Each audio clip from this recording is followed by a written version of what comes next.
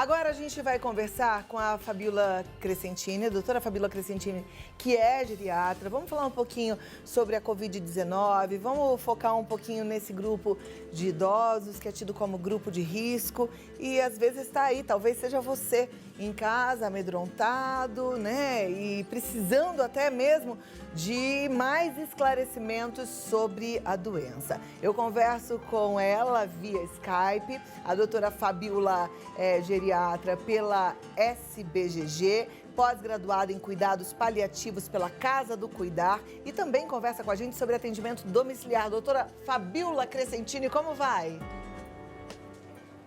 Boa tarde, Cláudia, tudo bem? Boa tarde, tudo bom? Não quero perder a oportunidade de saber um pouco mais sobre a Covid-19, essa doença tão traiçoeira e que a gente está entendendo dia após dia um pouquinho mais sobre ela, né? O que a gente pode hoje falar da Covid-19? Tem alguma novidade? Então, Cláudia, realmente, você falou uma coisa muito verdadeira, né? É uma doença muito traiçoeira, né? A princípio, a gente pensava que somente os sintomáticos passavam, depois a gente começou a entender que não, que os assintomáticos também transmitiam a doença. Depois a gente achava que só as pessoas mais velhas e com fatores de riscos evoluíam mal. Isso é verdade, eles evoluem mal, os mais obesos, mas a gente também vê muito paciente jovem com pouco fator de risco evoluindo mal também. Então isso deixa a gente assim muito desconfortável para bater o martelo sobre o tema, porque é uma doença nova e que a gente está conhecendo muita coisa dela agora, né? Mas a gente sabe que a população idosa e elas têm um maior risco de uma evolução ruim dessa infecção. E eu acho que todos os cuidados têm que ser mantidos. Então, os idosos ainda assim têm que se cuidar, ainda assim têm que se manter isolados. Eu sei que é uma tarefa muito difícil, porque a gente imaginava que isso iria se estender por 1 mês, 2 meses, e a gente já está aí batendo 4 meses desse isolamento, e isso gera uma série de ansiedades, né, nos nossos idosos e na sociedade como um todo. É verdade. A gente está aí às vésperas do Dia dos Pais e, ao mesmo tempo, como você bem disse, há 4 meses de distanciamento social.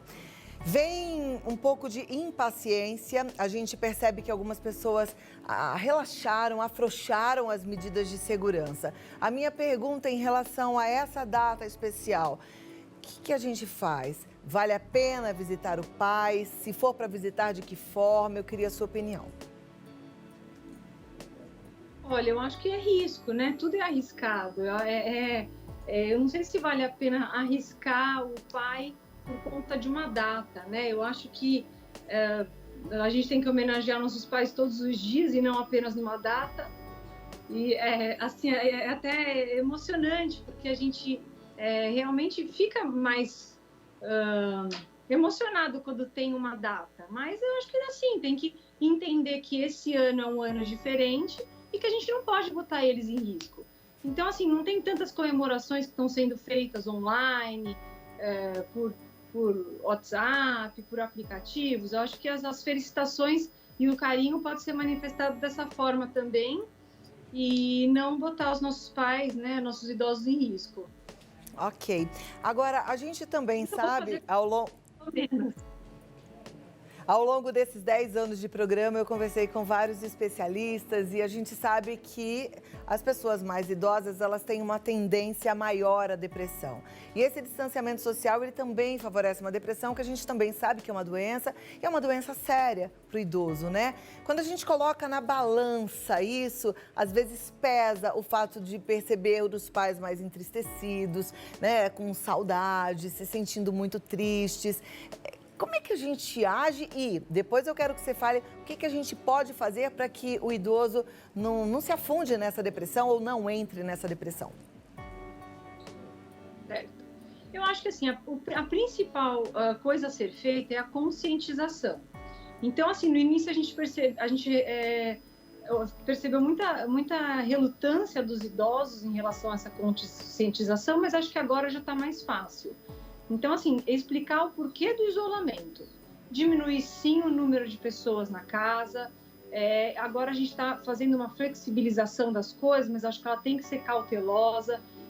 Então, por exemplo, né, no começo a gente pedia para diminuir fisioterapia, né, nos atendimentos domiciliares, principalmente, para diminuir o fluxo de pessoas na casa.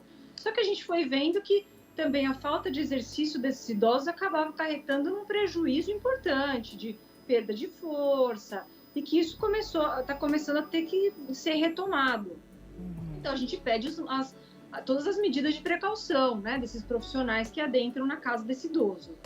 Então, eu acho que pode ser feito contato telefônico com mais frequência, chamadas por vídeo.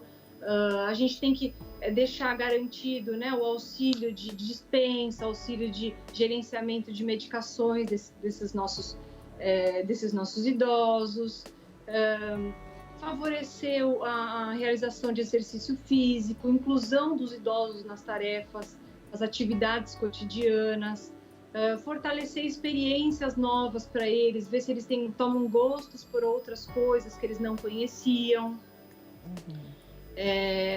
Não esquecendo, né, de facilitar uma exposição solar, né, por pelo menos 15 minutos por dia. Então, assim, são medidas que a gente pode melhorar a qualidade de vida deles sem arriscá-los.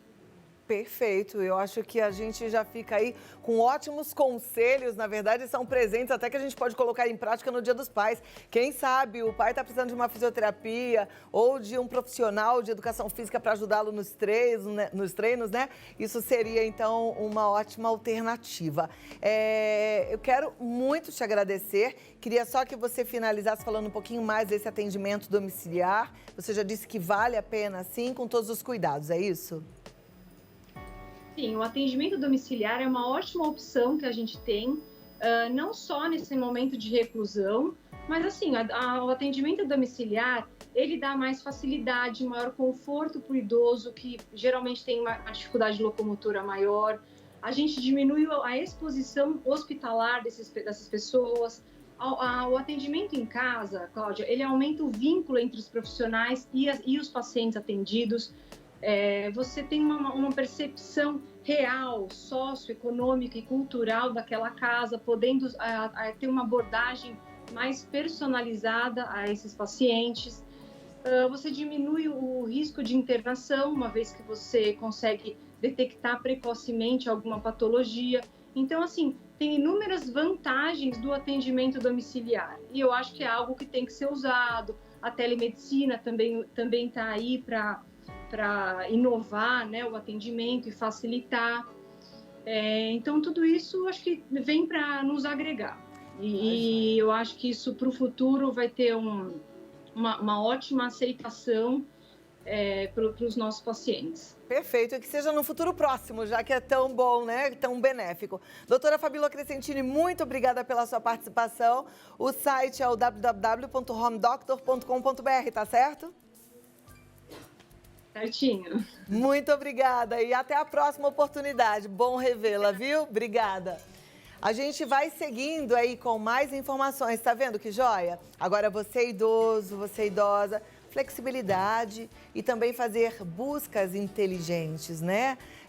Ocupar-se da melhor forma possível, ocupar a mente com bons pensamentos, leia bons livros, assista filmes, pratique o seu hobby, descubra algo novo, né? Não perca a motivação pela vida, porque a vida é maravilhosa e você é importante demais, tá? Receba o meu forte abraço.